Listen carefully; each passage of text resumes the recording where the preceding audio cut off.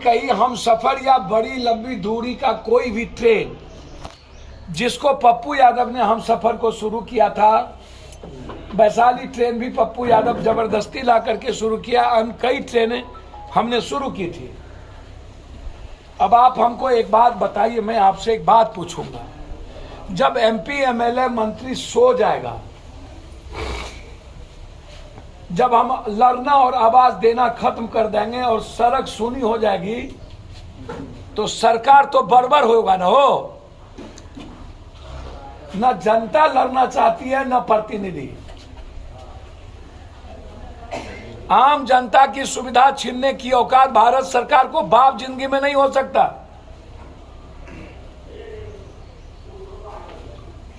और यदि भारत सरकार लगातार कोसी सीमांचल के साथ, वैसे ही बिहार के साथ सौतेलेपन का व्यवहार है इसका, और लगातार हमारी सुविधा पर, हमारे पीठ पर लात मारते जा रही है, हम बहुत आग्रह करेंगे इस इलाके के कई जो सांसद हैं, पूरा सीमांचल कोसी की,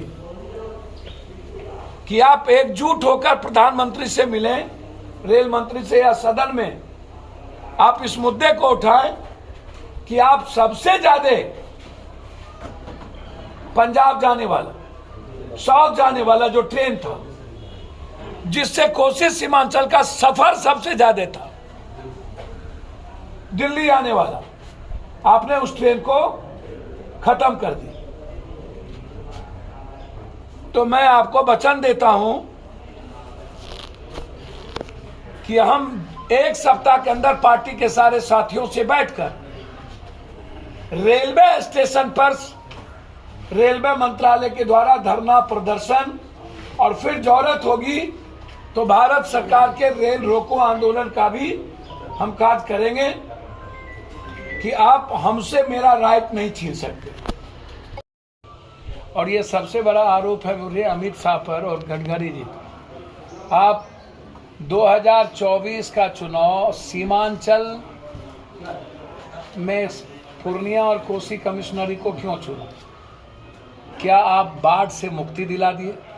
क्या आप दुनिया के सबसे ज्यादा गरीब प्रदेश बिहार, और बिहार में सबसे ज्यादा सीमांचल और मगध गरीब है?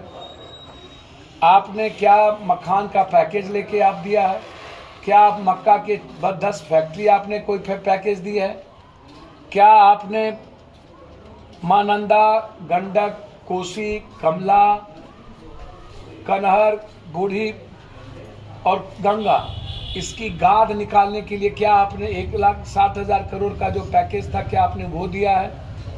तो आप जो सीमांचल 23 तारीख को आ रहे हैं और आपने जो चिन्हित किया है, तो ये आपका आधार क्या है?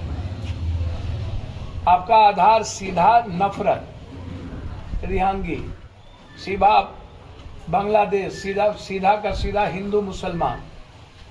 मैं बहुत आगाह कर देना चाहता हूं अमित शाह जी को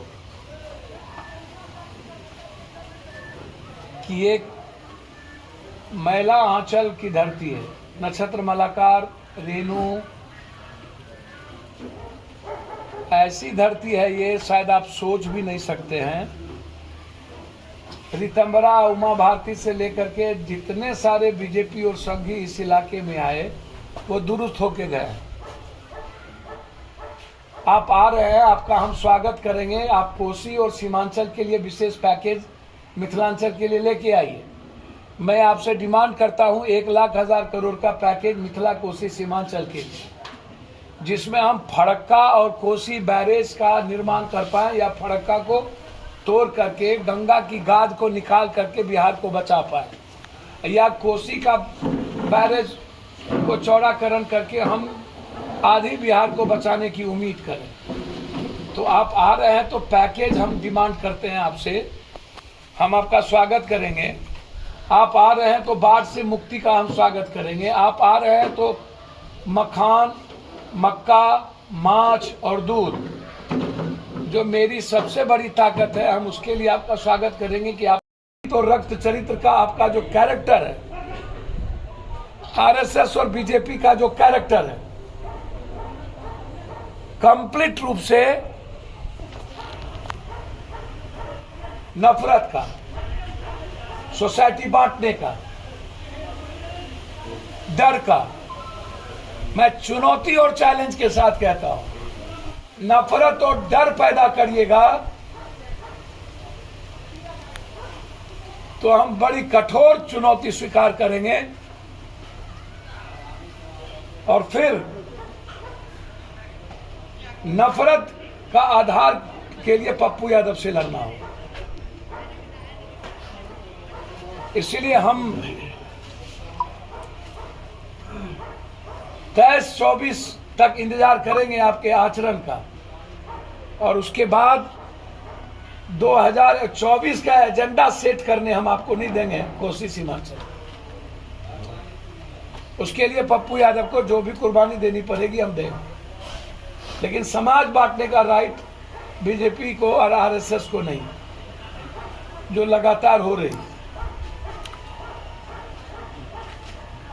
मैं हिंदी भाषी इलाके के क्षेत्र के लोगों से अपील करता हूं कि हमको साउथ इंडियन से सीखना चाहिए, हमको नॉर्थ से सीखना चाहिए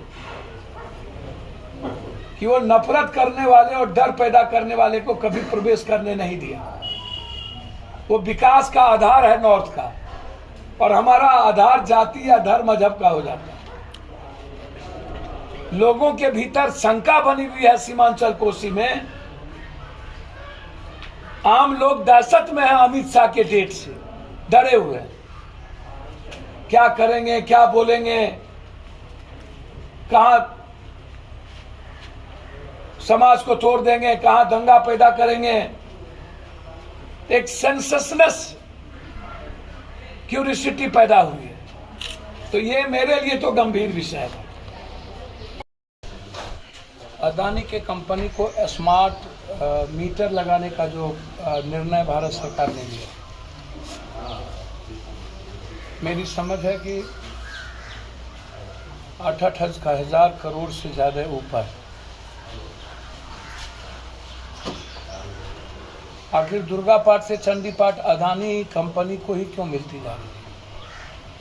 2G पर इन्होंने कांग्रेस को हाय तौबा मचाया और 5G पर कोई भाजपा इतनी बड़ी चोरी की, लेकिन इस पर कोई बोलने को तैयार नहीं। ये जो स्मार्ट मीटर है, मैं इसको अविलंब या तो ड्रॉप करिए या तो स्मार्ट मीटर के बिल की पूरी जांच हो। जो बिल आता था उससे कई गुना ज़्यादा बिल स्मार्ट मीटर से आना शुरू हो गया। स्मार्ट मीटर लगने से चालू होने के बीच में ही बिल भी शुरुआत हो जाती है। स्मार्ट मीटर लगने के बाद जब हम कूपन सिस्टम में आए तो हमको लग रहा है कि हमने एक SLF बॉल को हमने जलाया या एक पंखा जलाई और बिल आ गया और खुद बिजली कट भी गई। तो ये आम आदमी को सबसे परेशानी का कारण बिजली हम सुविधा देंगे। हम एक तरफ बात कर रहे हैं कि हम आम आदमी को बिजली है या पानी ऐसी चीज़ों में हम सुविधा देने की बात कर रहे हैं, और दूसरी तरफ स्मार्ट मीटर के द्वारा किसी बड़ी कंपनी को मुनाफा देने की बात करते हैं और पब्लिक को पूरा का पूरा उसको ख़त्म करने की बात है। एक तो यह इशू सबसे बड़ा इम्पोर्टेंट है।